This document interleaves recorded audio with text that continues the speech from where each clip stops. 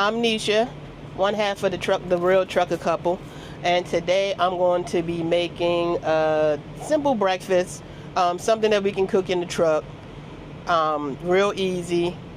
So today we are having fried potatoes and onions, tuna cakes. We got a beef smoked sausage and eggs, of course. So right now I'm going to put together my potatoes, and I'm going to show you a quick way to do it without having to cook it in the pan for like 30 minutes. I'm going to show you a real quick and easy way, to do it. So I already have my potatoes, they cut up already, and I already have my onions for the potatoes. And you want to get yourself a little plastic bag as well. So I'm going to season it. I got a little Greek seasoning. Some onion powder,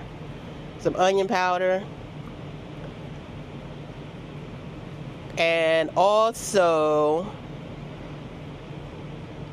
some good shit. That's what it's called. So I'm gonna go and spit it out. And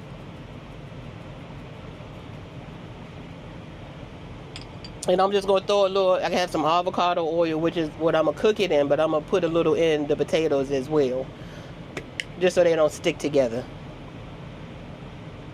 Just a little. Don't need a lot. Get yourself a glove or, a spoon, whichever one you decide. Just get it in there, get it mixed up.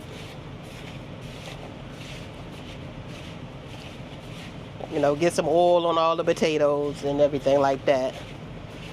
And you also mixing in your seasonings as well. I'm not gonna put the onions in right now. I'm gonna let the potatoes do their thing real quick, and then I'll add the onions after, because I don't want them to get too soggy.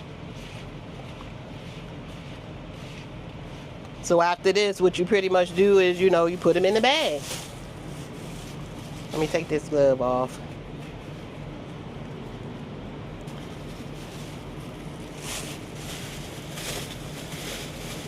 Drop the potatoes in the bag, right? Then what you're going to do is close it up. And then you're going to stick the bag in the microwave for about 5 minutes. Let it steam up.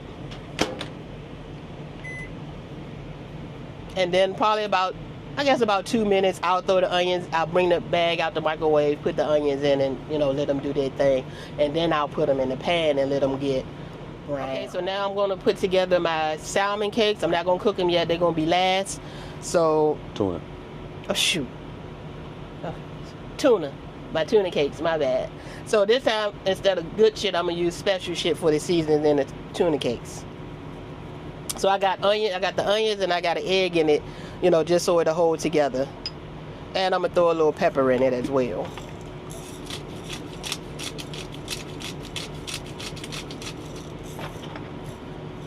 Then you just take your hand, get it in there, get the egg mixed up, and the onions and the seasonings, everything, and then you can put them together after everything else is done.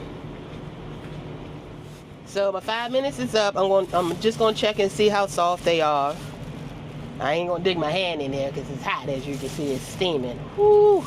And to the person that's gonna say, "Ew, you use that dirty Walmart bag," let me tell you something. We've been growing up on frying chicken. Woo. And using a plastic bag to flour our chicken before we fry it. We still here. So I'm gonna put them back in for about another 3 minutes. They soft, but some of them are still a little al dente. So I'm gonna put it back in, but I'm gonna grab another bag. Sometimes you might need to, just because of the juice that comes from the potatoes. Just so you don't make a mess in the microwave. So I'm gonna take some of my avocado oil to get my pan ready for the potatoes. And I'm also gonna use some of my homegrown garlic oil. It's gonna be woo in here when it gets hot and get the going.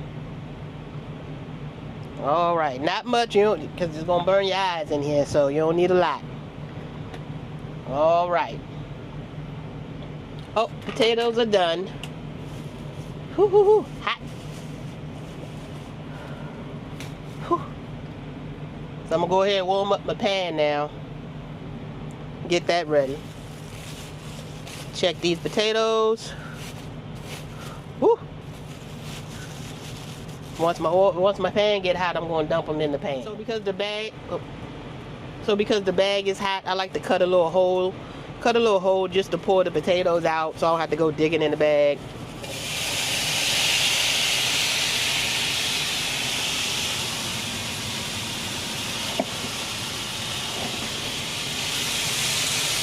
So at this point, the potatoes are done. They just need to get a little brown, you know, get a little color on them. Now I'm gonna add my onions as well.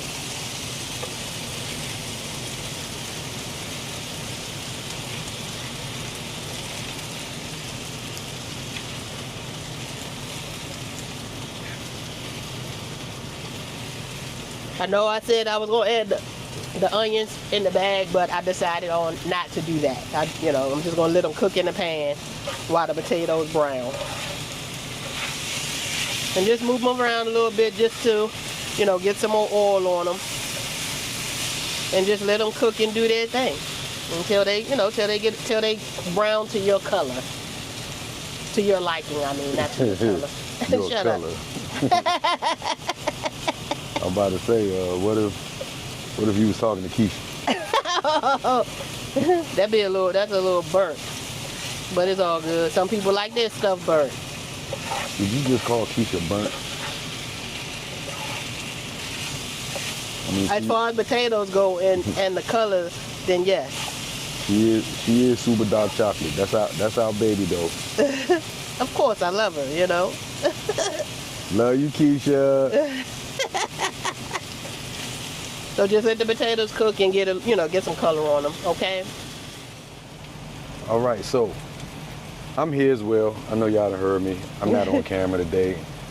I need a shave. I need a haircut. I'm looking like this thing roughing it like he don't have the ways and the means to look nice like me. Ain't that pretty? Yeah, and we just talked about this in our last video. But I ain't been filling up to cutting my hair and shaving and all that, so I'm in here looking like I eat raw meat. So he look like I picked him up off the corner. Oh wow. Wow. What did my sign say? What sign? You picked me up off the corner. What did my sign say? I choose you. You a nut. But it's all good though. We had a few questions come in, and while the potatoes is cooking and all of that, I'm gonna throw a couple of questions your way. Okay. And I want to see how well you answer them for the people. So, one of the questions that we get when it comes to team driving is, can my co-driver sit up with me? How do you answer that question? I say yes, not for long though. I like to sit up front maybe a couple hours, just especially during the day, just to see some sights and stuff like that. But I don't do no more than a couple hours, because I know time flies, when you're driving, and your time to drive can come up real quick. So I don't sit up there too long, maybe an hour or two, no more than that. And then I get back in the back and I stretch out until it's my turn to drive. Okay. Next question. Neither of us drive well at night. Is this a good option for us?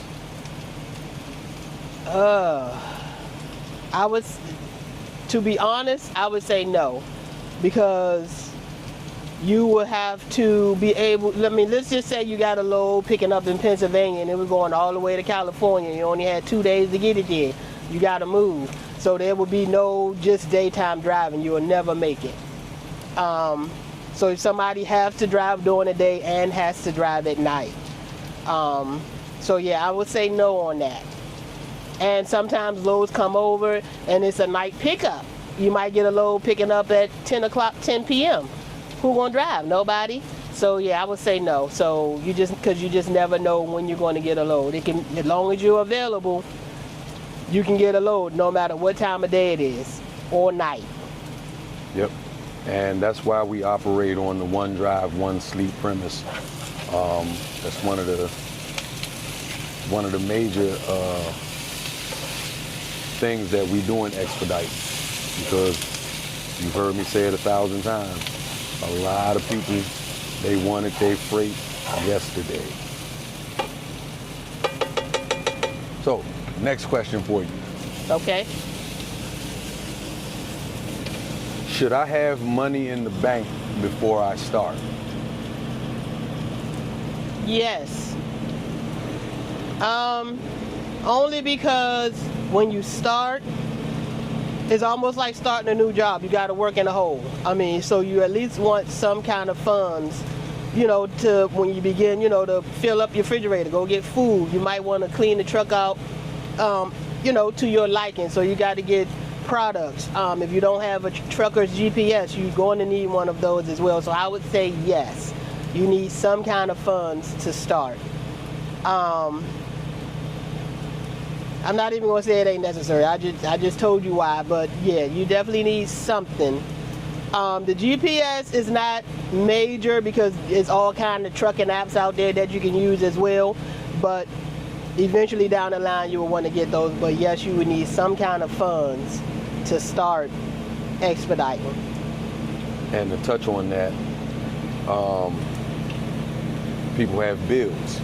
People have bills. So, you know, you got to make sure you got, you know, a couple of weeks worth of money in the bank so that it'll tie you over for that first couple of weeks when you start and you get to moving, and then you start bringing in income.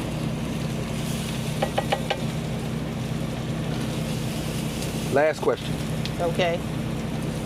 Why do I have to commit to 6 months in the mentor program?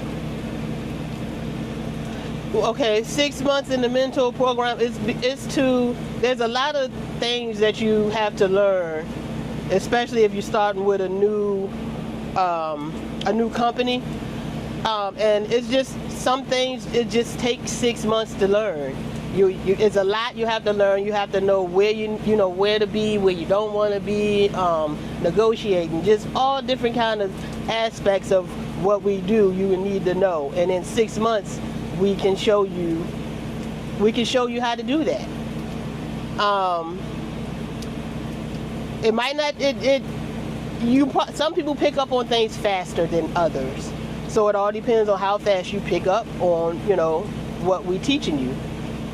So that would show they give us 6 months, give you 6 months, so you can learn what you need to learn, and then, you know, go out on your own and then do it and be ready to do it, you know, to make money and not go broke. Right. So, you know, 6 months is kind of the threshold where we've graduated people out of the mentor program in 4 months. Yeah. You know, we've taught them. There's nothing else we can teach them. Right. They got it. Yeah. So let's go ahead and get them out the mentor program. They doing their thing. But some people take a little longer, like you said. It's all in the learning curve. But anybody new coming in to expedite, you have to learn how to expedite. I don't care how long you've been driving. I don't care how long you've been flatbed. I don't care how long you've been driving tractor trailers. You're coming into something new, and you have to learn how to do it. And right. If you don't learn how to do it, I'm not gonna say you're not gonna have success. You're gonna make a lot of mistakes, and in making those mistakes, it's gonna cost you money. And when you're not making money, then all of a sudden, no, this ain't for me. I don't like it. This, that, and the other.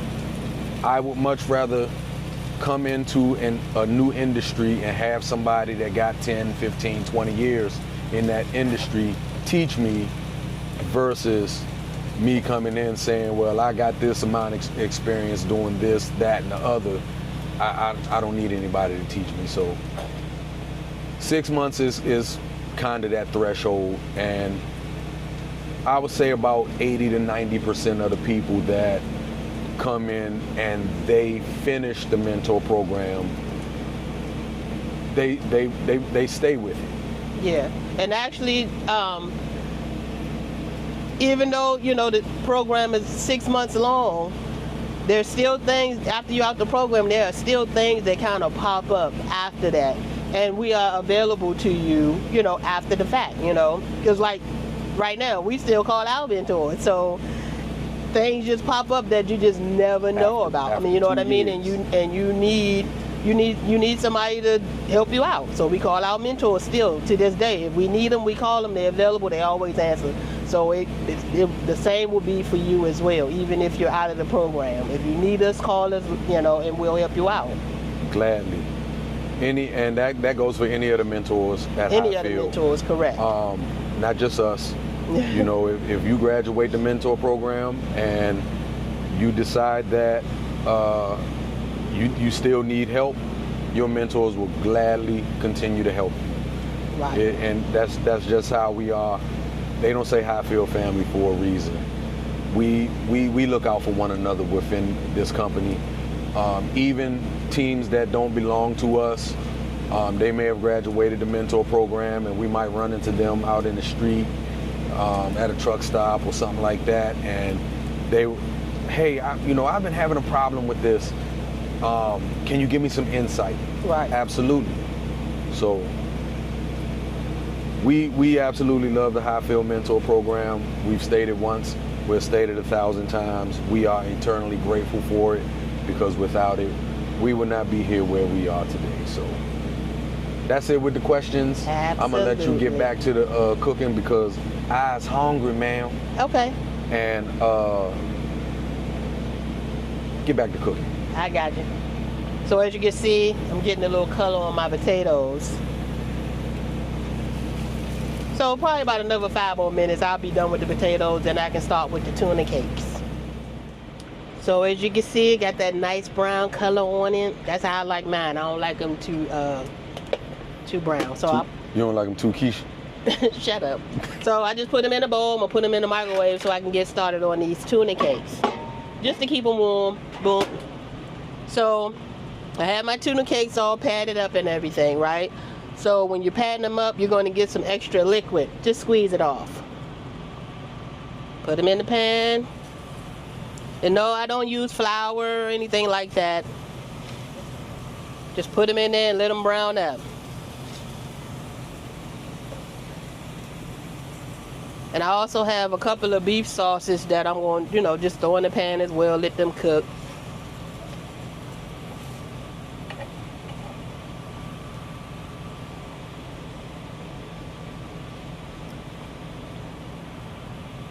Let them do their thing, yes. Turn that back up a little bit. And we'll be right back.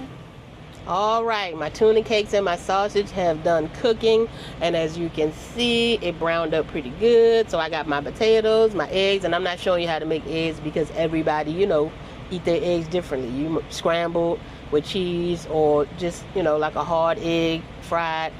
But me, I'm a scrambled person, so I scramble mine. So this is it, and this is what we're having for breakfast. If you would like us to cook anything in specific to see if we can do it in the truck, then hey, leave it in the comments. If this video is very helpful for you and you liked it, please subscribe, like, share, and we'll be back with you on the next one. Thanks for watching. Peace out, everybody.